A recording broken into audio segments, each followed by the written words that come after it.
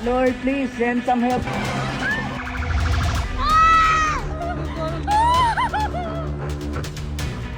Lima ang nasawi sa bayan ng Tabogon kasunod ng matinding lindol noong nakaraang linggo. Kamustahin na po natin ang sitwasyon doon ngayon sa ulat on the spot ni Ian Cruz. Ian?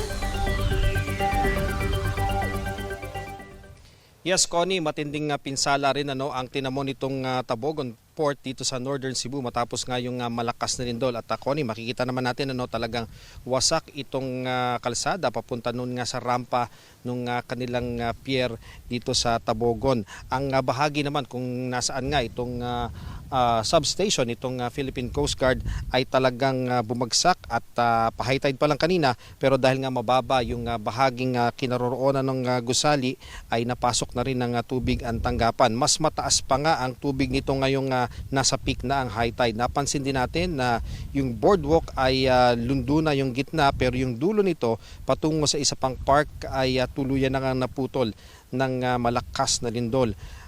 Katabing bayan lamang, Connie, itong Tabogon ng Bogo City, ang epicenter ng magnitude 6.9 na lindol. 5 ang nasawi sa bayang ito ng Tabogon base nga sa tala ng pamahalaang panlalawigan. 4 sa kanila ang nasawi sa pagguho ng mga malalaking bato sa bundok sakop ng Barangay Pio. Kabilang nga sa nasawi ang lola, kapatid at 9 na taong gulang na babaeng anak ni Jomar Brigoli.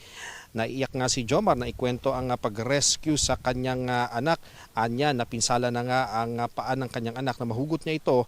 At nagtatanong pa nga daw ito kung makakalakad pa ba siya. Nadala pa sa infirmary ang anak at kapatid, pero agad din silang nasawi. Umaasa naman sila magkakaroon ng relokasyon dahil nga delikado na ang sitwasyon doon sa kanilang lugar. At Connie, yun nga talagang yung mga napuntahan natin doon sa mga naguhuan yung bahay, talagang relokasyon ang nais nilang mahingi sa DSWD at sa iba pang ahensya ng pamahalaan.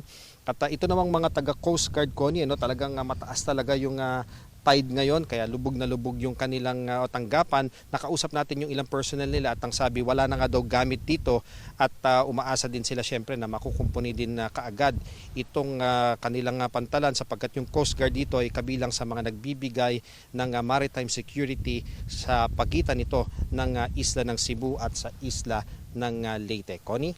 Maraming salamat, Ian Cruz.